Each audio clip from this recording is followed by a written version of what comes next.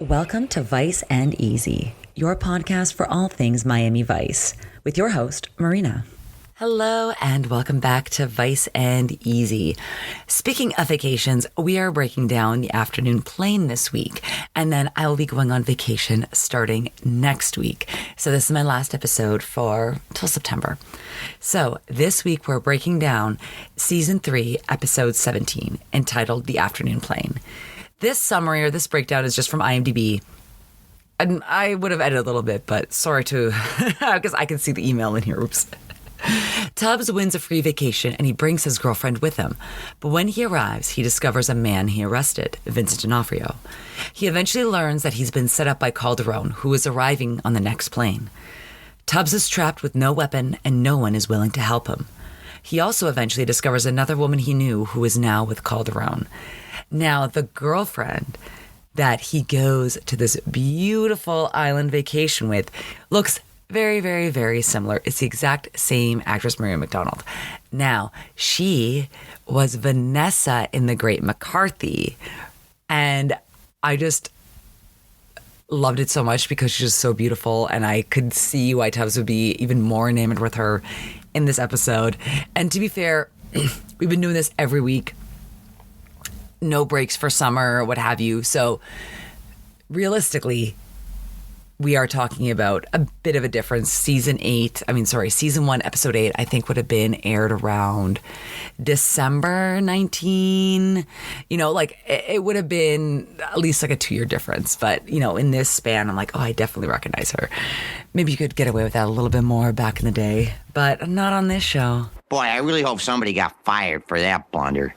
Speaking of blunders, we have a wedding where multiple female guests, multiple women are wearing white, were not the bride. And I think I've told this story before. I have this beautiful dress that is like a cream background, but with big neon geometric shapes in pink and orange. So it's not a white dress with a little bit of a print. It is a print dress. And I've worn it to 2 wedding ceremonies, and I've asked my mom, I've asked other people, to give me the okay. They're like, it's not white, it's fine. No one's going to confuse you for the bride, basically, because of the style too. It's not, an extravagant dress. But I remember I went to this wedding. I never met the bride and groom, and it was a very small wedding that I knew no one except for my ex-boyfriend. And the bride even came to me. She's like, oh my God, I love your dress. And I wanted to die because the bride wasn't wearing white. She was wearing like a lavender A-line linen dress. Like it was very, very, very small. And I wanted to die. I wanted to crawl on my skin and die because I felt so bad. And like not my intention at all. I didn't know how small and how laid back of a wedding it was. And I was so mad at my ex for not letting me know, because you have to tailor your outfit for these kinds of things. But Tubbs' girlfriend, Alicia, and another woman are talking, and you could see in the gallery, they're all talking. And there's a woman also in a white skirt behind. So Alicia's in a white suit. There's a woman in like a white print dress with gray prints. So I guess I could let that one slide. And then the white skirt, I was like, this is a wedding. The bride is wearing white. One more thing about this wedding. Please look at the priest or the officiator's mullet. Very 80s. And then it opens up on a background where it's just a woman's facade with these bright neon lips and kind of like sponge work. And it's fun, but I'm like, where are these people getting married? Now, Crockett, newly single. Remember, last time we saw him, he was sending Teresa, who he's about to propose to, off to rehab in Hartford, Connecticut. But he seems to have moved on pretty quickly, but he still got ditched for the wedding. I'm starting to believe that this woman is a figment of my partner's frustrated imagination. Almost funny. She had an emergency. After all, she is a personal injury lawyer. Oh, poor Crockett stood up again. Now, Tubbs is recounting that he won this all-expense-paid vacation that he's going on with Alicia, and he shows them the raffle ticket that he won. Now, this is very important backstory. I didn't include a clip of it, but Tubbs bought this winning ticket off a kid who was selling it for like $1 or $2. Like this kid comes up to him and be like, hey, mister, you want to buy this ticket? And just keep that in mind as we get to the rest of the episode. But they're very excited for their vacation, and they still get to rub it in Sonny's face just a little bit. I can't stand to watch a grown man cry. Hey, we'll send you a postcard. Now, I must say the use of the Junkaroo music in the background, very clever as well, because you'll see how it's used throughout the entire episode. So they're so excited. They finally land on this island. However, when they get off, they see Vincent D'Onofrio. Now, again, they're not... This is an alternate universe where they would not recognize him. But he's wearing a hat, smoking a cigarette, shirt open.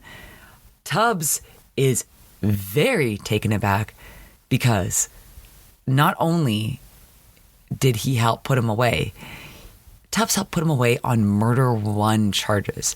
That is premeditated murder. That usually is, in some states, the death penalty, or if not, life in prison. Very unlikely chance of parole. That is a hit. So that is not a crime of passion. The fact that he is bailed out so quickly is super unsettling to Tubbs, and I was able to take a great gif of him as he like turns around and the camera zooms out to him. I do apologize this week. My cursor is in the middle of every single gif. I thought I found a better way to make gifs, and I need to move the cursor out of the way. I was like, it does capture your entire screen, but not that part. That's not the part I want.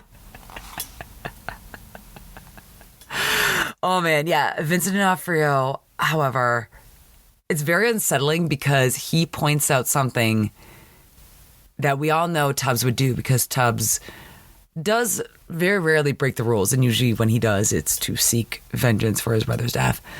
But think about this in the context of being alone on an island and how weird, unsettling that would be for Tubbs. You left it at home. You're too good a cop. You're not going to carry your gun out of your jurisdiction. Yeah, and just tying this back, Vincent D'Onofrio's character, I forget his name. I'm just going to say Vincent D'Onofrio. He says that he got pardoned, but he had no chance of parole in his sentence. So, like, this is insanely wild. So, this, and the fact that he doesn't have a gun, and this guy is staring him in the face, this is incredibly unsettling. This is not the way you want to start the vacation. However, Alicia's vacation style this entire episode, 10 out of 10, chef's kiss. I really love the white outfit that she arrives in, and every time she's on the screen, I'm just going to be completely enamored with her. She's the best dressed woman, best dressed person of the entire episode. Only maybe getting some competition from our surprise guest. If you cannot already guess, there will definitely be a surprise on this island. Now, they get picked up on the way to the hotel, but Tubbs wants to go talk to the cops.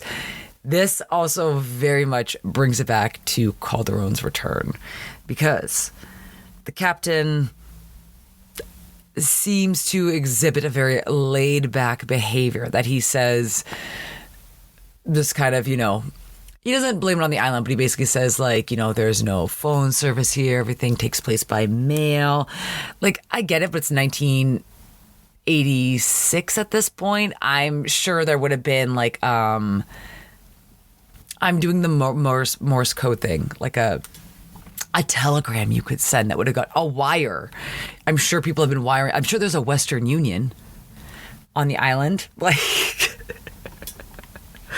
so yeah, he's very much basically saying that there's no way that they can get certification of his pardon for at least a few days, because he has to send out the request by mail and then he has to receive the request by mail.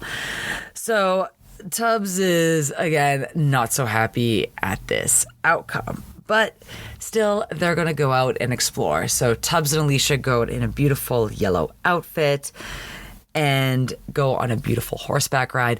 Now, one thing to note about this episode, I legit thought it would have been filmed in the Virgin Islands again, like Calderone's Return. No, this was filmed in South Florida. Like I was looking at the filming locations, Virginia Key, Biscayne. I was like, oh, that's really cool because they do kind of make it. You don't really see the beach. Like, they're not like on the beach drinking out of coconuts. That might have been a little hard to like, but again, Miami is also this beautiful tropical paradise. So I think they did a really good job because I figured they were filming abroad. But you could definitely tell the Virgin Islands because when you'd see them drive in the streets and the car, it was, I think it's left-hand drive, but on the wrong, it's on like the other side of the street that I remember really tripped me out when I was looking at that. And they had stickers in the car that reminds people which way to drive. So very funny. But this is a very cute romantic scene, and we get a beautiful soundtrack in the back. All the lights going out, talk to me now. 'Cause I never met a woman, I never met anyone like you. We touch. That is We Touch by Laws Netto. I do not know how to properly pronounce that name. I'm assuming he's Italian. And I really love this scene because I love the horseback riding scene. I think it's just so cute and romantic that they're going on this horseback riding scene together. And it does look like such a beautiful island vacation, but we know it's going to go bad. If only. And they have a nice little romantic romp in their room. Then when Tubbs wakes up shirtless, just wearing linen pants, love to see it, he sees a kid running outside the hotel. This kid looks very, very familiar. We get a flashback of the boy offering to sell Tubbs the ticket that turned out to be the winning ticket. Then when Tubbs goes downstairs to the reception, he sees the boy talking to the receptionist. The receptionist is super salty and funny, by the way. I love him. And the little boy is saying that Orlando Calderone is coming. He's got guns. And then after he delivers the message to the receptionist, he runs at the door. Tubbs kind of only hears a little bit of that conversation and asks the receptionist what's going on and whose child is that? Receptionist gets salty. Tubbs gets back. A businessman. What kind of business? None of yours. Any kin to Orlando Calderone? His cousin. More. Orlando Calderone's arriving on today's plane. His suite is booked. I guess it's checkout time. I guess it's checkout time. I love the receptionist. He's so salty. And, as the episode goes on, he has a reason to be. I get it. And now, so Tubbs knows that this is not going to bode well for him. He goes back up to Alicia, explains what's going on. Turns out that Tubbs was serious enough about Alicia to go on this beautiful getaway with her, but kind of forgot to tell her a big part about his past. I was in on him, but he's nothing compared to Calderone. Calderone murdered my son and my woman. You didn't tell me you had a son. I had a son with Calderone's sister.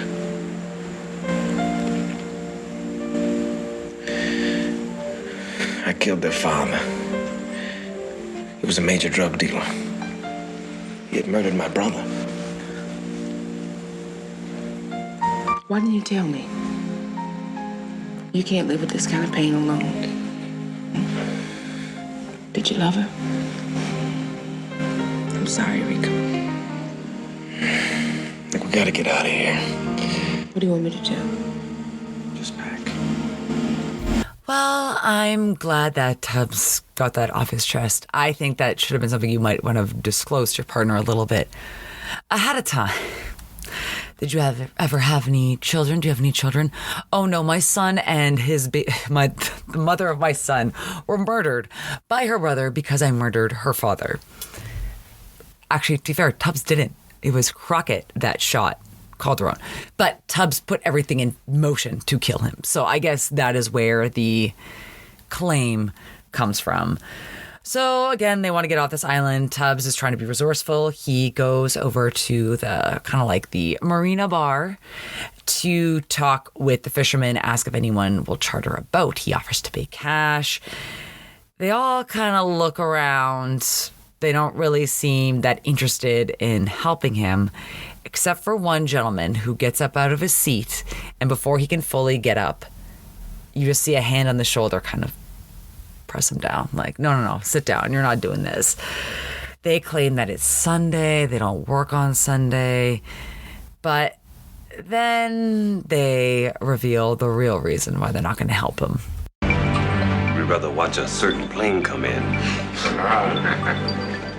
How about you?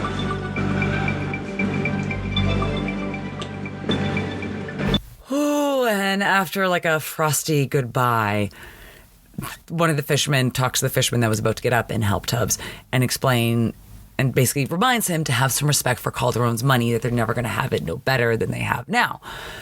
This makes sense because, again, Tubbs already went to the airport hangar, the international airport. It looks like a warehouse. I get it. And customs is just like a stand. I get it. They were really working on the shoestring budget for this one. Now, same thing. I guess the one pilot or the one air traffic controller was like, oh, this is a very shortwave radio. You know, the private planes, we can't really charter anything private because, like, we don't get their flight path, which I think is not right. I will definitely ask. I think that even if you're a private plane, you still have to tell the... I forget what it's called, but basically the advisory board, and you have to tell the air traffic controller that you're landing. You can't just land at a whim. So he's just making excuses to get Tubbs off his case, basically that he's refusing to help Tubbs. He doesn't want to tell him why. He doesn't want to spoil the surprise. And kind of the fishermen are the one that do spoil the surprise. Remember our police captain? Now this may shock you. This really may shock you. Turns out he is also in Calderone's pocket as well. We get a scene with Vincent D'Onofrio and Calderone's cousin thanking him on behalf of Orlando Calderone. I keep wanting to say Corleone. Calderone. Definitely the inspiration there for the writers. I could definitely see where they were going with that. And throw the money on the ground, basically the bribe. This is after the captain goes up to him and tells them that the cup is yours. Tubbs is definitely in for a fight. Now, after that captain has retired for the day, Tubbs and Alicia go back to talk with a younger cop. He seems very energetic. He's also not pro-Calderone and explains the animosity on the island towards Tubbs thusly. The fishermen all seem to know about Calderone. Some cop. You didn't know? St. Gerard was Coke Central several years back. Most of Calderone's dope on the way to New York passed through here. When his operation went sour, people here lost big. They're not likely to love the cop that squeezed it. Where's your chief? Must be on patrol. I can handle any problems you have. I'll take Calderone myself. Listen, you're gonna need help. You have no deputies. Why don't you just let me have a gun? Absolutely not. You're sanctioning an execution. What do you know about it? I know enough about it to help. Officer, you are going to need help. You don't have any means of dealing with Calderone. And believe me when I tell you, Ruben Oliva's not afraid of anybody. Wow, so he seems to be the only person on the island who is not a fan of Calderone, not in his pocket, and actually wants to take him down. Very interesting. We will get to that connection later. First, Alicia and Tubbs are both butting heads on the best way to deal with this situation. Tubbs wants to send Alicia off to protect her. He wants her off the island. She wants to stay and help him. And this is another one of my favorite classic Tubbs moments where he's so mad, but it's comical. My brother, my woman, and my son. And they'll rot in hell before I let them kill me. Well, I won't stand here and watch you be destroyed in front of my face. Well, you don't have to. You're leaving. Who says? Me. I'm not going anywhere without you. I signed up for a full week, remember? You better start packing. The plane will be coming any time. I'm terrible at goodbyes. Damn it, Alicia! I just love the delivery of that and just like the specific emphasis. And you could tell like he's not like violently yelling, but he did the same thing with Pam Grier. Like, why didn't you call me, woman? I need to see if I have that clip. So Alicia goes to see Vincent D'Onofrio. I forget. His name is Wolf. Vincent D'Onofrio at the hangar. She wants 2 tickets to get out of town. At the same time, Tubbs is going to the town general store. It's Sunday. It's closed. There are 2 people inside possibly doing inventory. Tubbs basically bullies his way in, even though the guy repeatedly says, we're closed, we're closed, we're closed. Tubbs wants to buy a gun. Shopkeeper reminds him that guns are illegal on the island and they don't sell any guns. While Tubbs is talking to him, he recognizes a beautiful woman. They reunite in this next scene. What are you doing here? I live here. I have since New York. A friend of yours, Miss Cordova? Yes. Oh, you look good. Yeah, you look good too. But I figured you always would. Well, what's the emergency? A man named Calderone.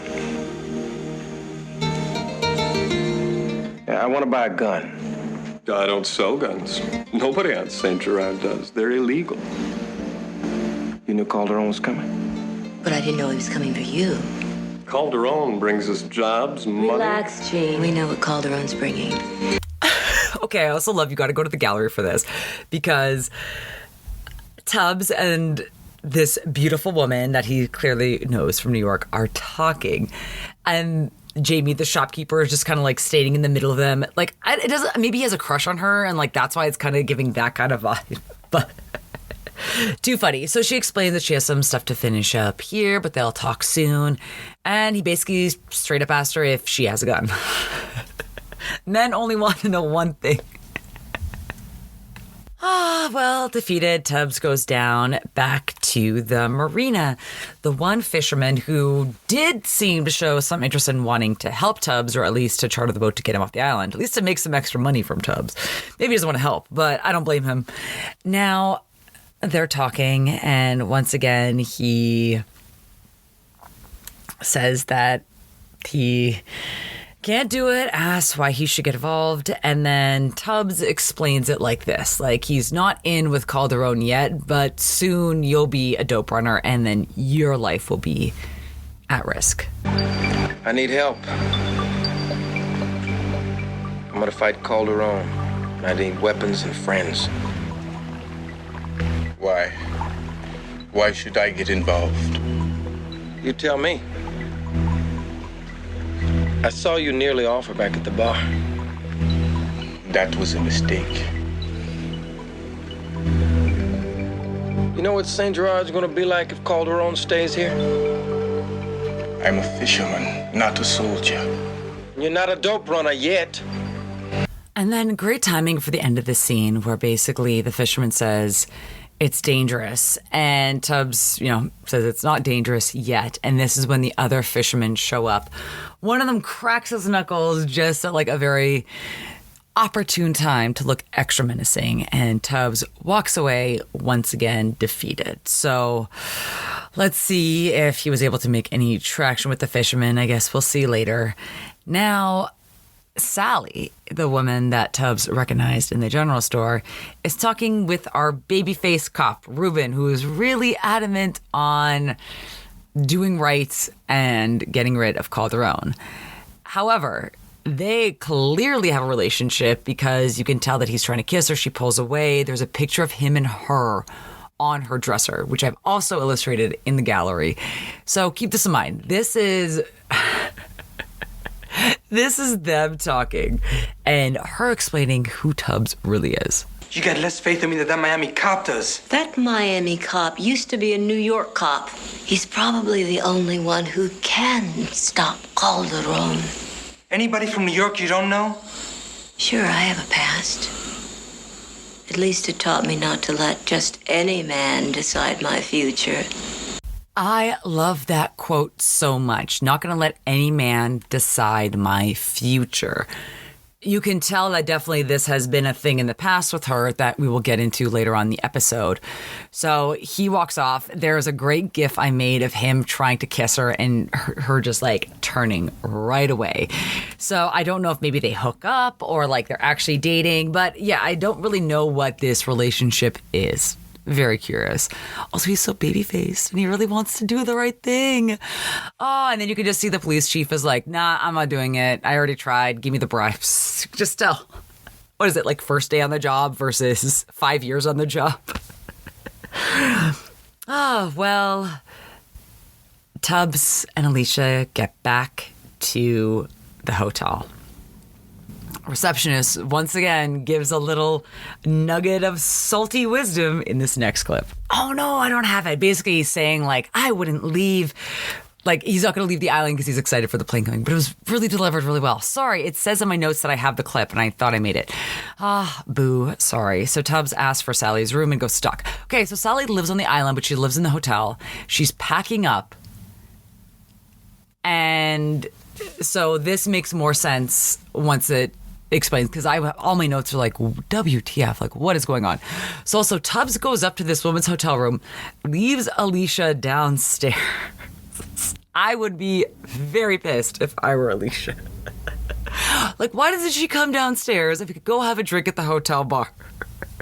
I understand they need the privacy and they need it to be like a classified talk, but if my man did that, and again, it was like Philip Michael Thomas and this beautiful woman I've never seen before, I'd be like, okay. How about you reunite within my eyesight, please? So let's get to the real bottom and how they know each other. Maybe at least you could say goodbye this time. Goodbye wouldn't have helped last time.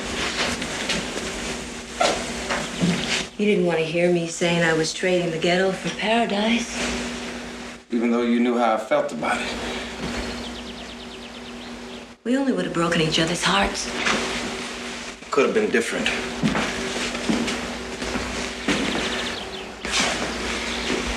No, you couldn't. Why not? Calderone. Orlando? That punk. His father.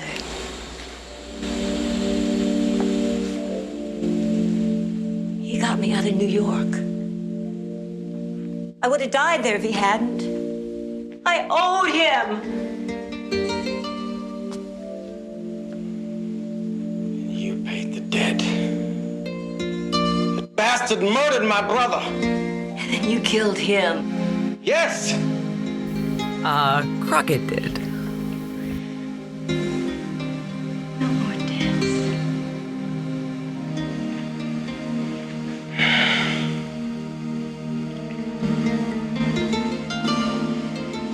You're the only one I can trust on this island. I need a weapon. I need someone who will be beside me and fight. Just a name. Ruben Oliva. The deputy? I love it that she's giving the name of her like kind of current boyfriend to the ex-boyfriend so they can get together to stop the son of the man that she was involved with who got her out. Love it. Love a beautiful, messy queen. Yes, girl, let's do this. So, speaking of our baby-faced cop, the deputy, Ruben, he is going to try and stop Calderone's cousin and Vincent D'Onofrio. However, remember early on in the episode what the little boy said at the receptionist? Yeah, they have guns. They have automatic, super illegal guns, and they kill Ruben before he even has a chance, drag his body out into the field while Tubbs is watching.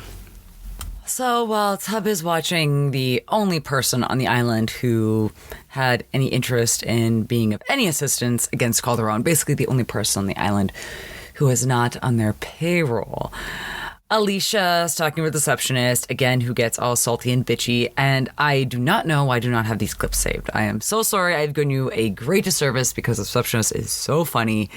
Now, Alicia goes to see Sally. Naturally, it's going to be an awkward conversation. Let's listen.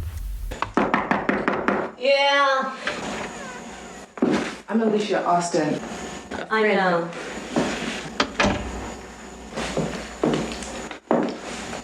You're in love with Rico, too. Ancient history. Rico's not gonna run. He told me to get 2 tickets on today's plane. What difference does that make? He's not planning on using his ticket. Did Rico ask you to leave? It was macho talking. It was self-preservation. He doesn't have time to babysit you when he's got 3 killers after him. Now, I was thinking about this if I were the one in the position. I would want to stay and fight, but I also don't. A lot of times, do not get involved. I will tell you this. Someone who's worked in bartending for a long time, do not get involved. There's a fight, do not get involved. There was a gentleman that got killed at a 7-Eleven in West Hollywood. Same thing, trying to stop a fight. Machete, done. It happens a lot. There have been a lot of fights at bars. Someone tries to get in the middle, and don't let the professionals do it, or let them fight it out. Just get them outside. Honestly, it's not worth it. And once someone got their tooth knocked out, this guy was way too drunk to try even to think getting in between the fight, and these 2 guys were coked out of their minds. And the guy lost a tooth, and I felt really bad, but it was also like, no one asked you to do that, bro. Like, they were already outside. You did not have to do that. So yeah, don't be a hero. I don't know. Especially in a city, in a place where you don't know what people are packing. Just don't be a hero. Don't honk at people. No more road rage. I got followed once in Toronto and never again. Never gonna honk at anybody. Unless it's like life or death. Like someone almost sideswiped me in the highway. Yes, I'll honk at them. But like, someone's just kind of like irritating. No, you don't know if they have a gun. You don't know. They'll chase you. It's not worth it. People are crazy. So, speaking of... So I understand why Alicia doesn't want to leave, but at the end of the day, it's like, I get it. Like, he wants to be able to survive, and he wants to be able to go back to Alicia. I think that having his ex tell her that she should go is reverse psychology, and now she's not going to want to go. So I don't know why.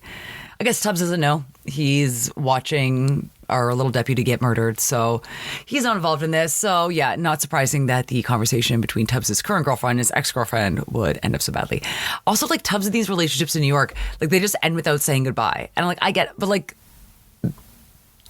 same thing with Valerie. It was kind of like, oh, where'd you go? Why didn't you contact me? It's like, y'all are listed. It's 1986. You're all in the phone book. Send her a letter. Send her a postcard from Miami. Hey, I came here to avenge my brother's death. Wish you were here. Not that hard. And now at this time, Tubbs is walking into a town hall. We see lots of mesh tank tops, and we have a lot of mixed feelings about Calderone's arrival. And if we let fear overwhelm us? But who will they kill next? The school teacher? The minister? You? I think I'm the leading candidate. We've been trying to wish you out of existence. Is that what you did to Ruben Oliva? He wouldn't be dead if you weren't here. She's got a point. She doesn't even know why I'm here. Listen, Calderone set me up. Thought you big city fellas were too slick to get tricked. Lady, I don't have time to argue.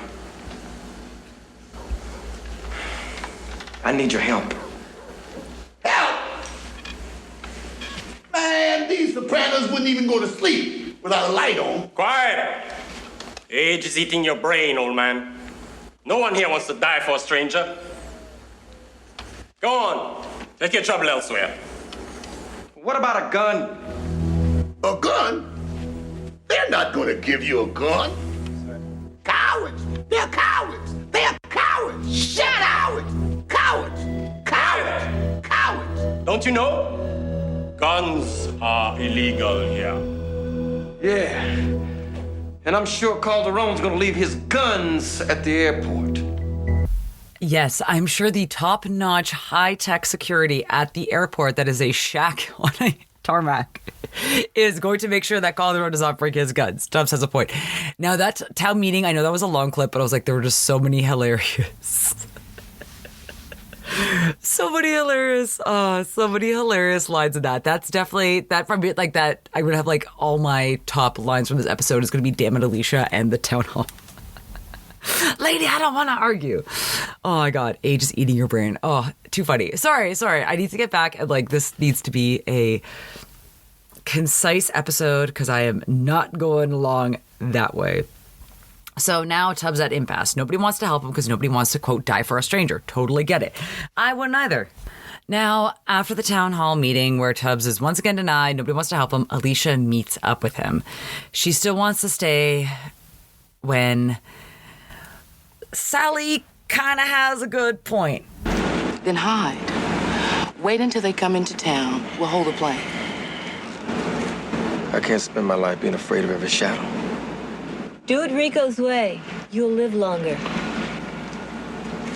Right? And it's not only, I understand he's coming from a more emotionally charged place because of, you know, losing his brother, his baby mama, his girlfriend, his son. But he also has the training to deal with this. And he has the weapons training. He has the logistical training. You know, like he has more training like this. So like I would be pissed if I were Alicia and my boyfriend's ex-girlfriend was telling me to leave. I get it. It is self-preservation. Like if you don't know what you're getting into, listen to the experts. People go and get trained and go to school for all these things. Listen to them. But so while this happens, the jitney comes to pick up the women. Now, the hangar gets a message. Remember that super shortwave radio? Well, someone is paging, someone is calling in. We have Vincent D'Onofrio and the cousin. That's how I put them in there. I don't even know their real name. Are there as he checks the flight in to okay it for landing. Now, the fisherman, the one who was the only one that had some reluctance and actually wanted to help Tubbs, he gives Tubbs a gun with some case, like some shell casing, bullets, what have you. Now, so at least someone has helped him. He has a little bit more of an assist in this one. Now, the word that is written on the building, I'm not pronouncing this right, constabulary, like constable, but you have to change the emphasis on the syllables. Constabulary? Okay. Basically, it's kind of like the police district, but it's more for constables and their officers. Like it's basically for like a very small jurisdiction. It's a non-military or non-paramilitary law enforcement agency. So it kind of makes sense on this small island. But I was like, well, what does that word mean? So today I learned.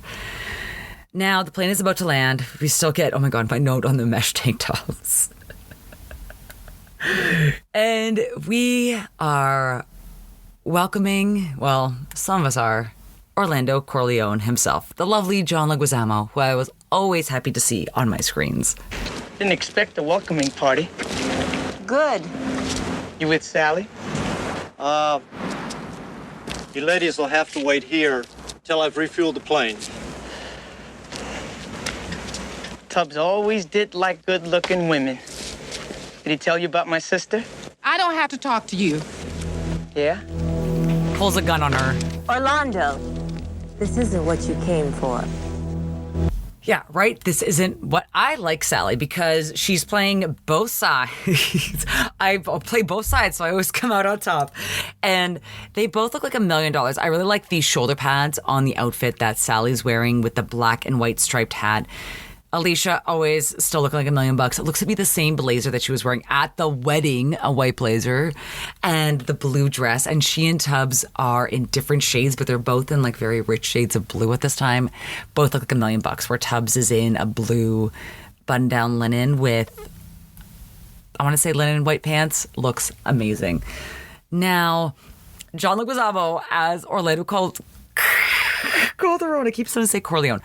Calderone walks off this plane looking like a straight 1930s gangster. I love it. The white suit, the hat, everything's tailored to perfection. Smoking a cigarette.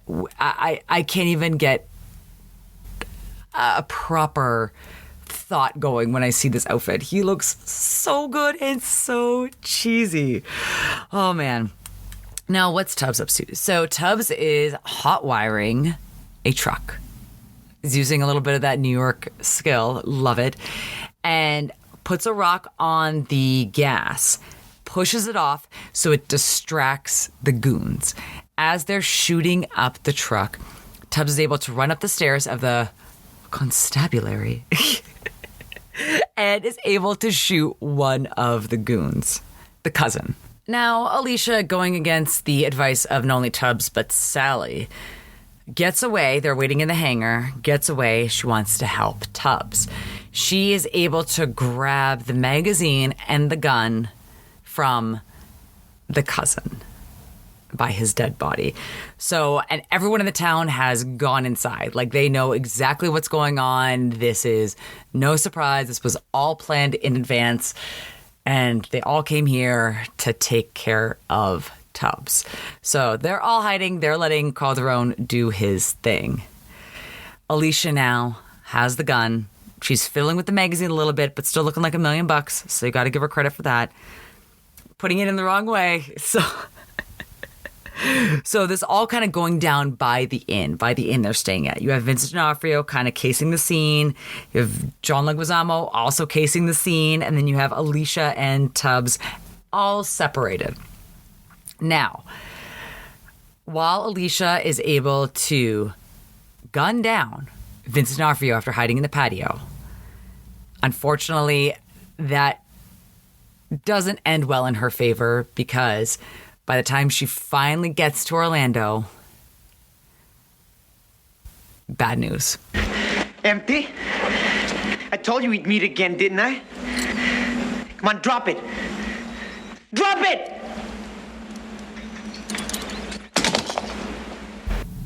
Oh, man, this is really bad for Alicia. Again, I really admire her effort. She really wanted to help, but I gotta say, this next line by John Leguizamo as Orlando Calderone made me almost spit out my drink. Is that you like your women? Brave and stupid? Brave and stupid. I love... Oh my God, I love that so much because I so want, and I love how badass Alicia is here. Now, so basically Orlando has her held by gunpoint, kind of using her like quasi as a human shield, not really like, she's not really covering his body, but basically using it to get Tubbs to chill. Now, while Tubbs is about to shoot, Alicia, elbows Calderone, runs away. Calderone shoots at her, but this gives Tubbs ample time to aim and shoot at Orlando. He succeeds. He hits Orlando. He kills Orlando. Alicia is wounded, lying by the stairs of the inn. Tubbs goes to check on her. Luckily, she's wounded, but she's okay. She says his name. He picks her up, walks up the stairs with her into the inn. We get the final frame, the end of the episode. Woohoo! So actually, okay, I have very, very, very mild Vice tea, but let me do it. This is very mild because, like I've mentioned, John Leguizamo, he has had a very interesting life, so the Vice tea isn't even on him. But this is very, very, very mild, but it has to do with Miami. So, Burn Notice was also filmed and took place in Miami. The woman who plays Fee, Gabriela Anwar, was married and had children with John Varela, who played baby-faced Deputy Reuben. So I was trying to get pictures of them together incredibly hard, and the picture of him on the Criminal Minds wiki isn't even of him, it's of another actor, which is very funny. I was able to find a picture of them at their son's college graduation, and I'm like, oh, that's kind of weird. I don't really want to post that, because that's... Well, it's not private because they're posting on Instagram. But I don't know, like, you know, kids shouldn't be involved. But that is the very mild Vice tea. So it's someone that was in a show that also took place in Miami, had a marriage and children with someone who was in Miami Vice. Told you, it was very, very light Vice tea. But let's get into fashion because the ladies won this episode. Now, as a surprise to absolutely nobody, my two best dressed men. Naturally, this was very hard to make it a tie because you know that I wanted to give it to Calderone looking like a 1930s gangster. Maybe he was watching like the 1930s version of Scarface when they selected this outfit, but I love it because everything is tailored to perfection. That is also a true sign of wealth. It's not even the labels, it's the tailoring. And I love it. Now, I'm also going to give it to Tubbs because I really like that blue linen shirt that he's wearing at the final shootout. Now, best dressed woman, this is obviously going to go to Alicia, but also special mention to Sally as well for that beautiful white shoulder pad dress. It's more the black and white hat that like really sets it off for me with the black gloves. Like she just looks like $1 million. Tubbs does have great taste in women. Beautiful, stylish, and also brave and stupid. Is that how you like your women? Brave and stupid? I'm also going to give an honorable mention to the weird-ass painting that was the backdrop to a wedding, because that wedding was very 80s, especially the curly mullet worn by the minister, priest, officiator. I couldn't even tell because he had a white collar, but then he also had this like giant brooch on his robe. I could not tell you what he... And now there was only one mainstream song on this episode by, I think it was Laws Netto with Touch Me. That was like the sexy time vacation song. But my personal favorite is going to be the music from Calderone's return at the Junkaroo Festival. How can you dislike spooky island music?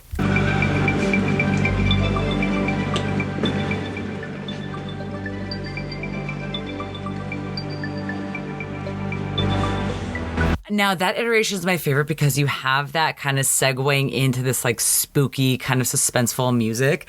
But I was like, yeah, what a better way to describe this island trip from hell. You're in paradise, but you're there to die. But of course, being Tubbs, he's able to get out of it. Now, I wonder what's going to happen with Sally. I would like her to come back, but unfortunately she doesn't. I checked her IMDb. Now, as we wrap up this episode, I want to thank each and every one of you for listening, for subscribing, for sending nice comments my way, for sending nice emails my way. I do read each and every one of them.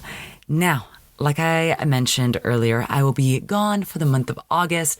I am just doing lots of things from like reevaluating my life to deciding what I want the next 10 years of my life to look like to trying to enjoy my summer for the last little bit of it. So I will see you in September. I will probably have like 1 or 2 little bonus episodes released, but have not worked on them yet. So who knows what the future will hold. But I will see you all in September. Thank you so much. And I hope you also have a nice European vacation. Just take all of August off. Turn off your work phone and enjoy. See you soon, and I leave you with these parting words of wisdom. Damn it, Alicia! I was able to find one of my other favorite sassy Tubbs lines. How come you didn't call me, woman?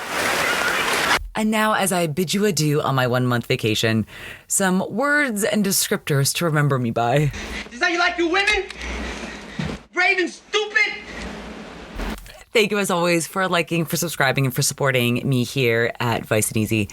My name is Marina. I will see you in September. Bye. Hey, man, Miami Vice is #1 new show.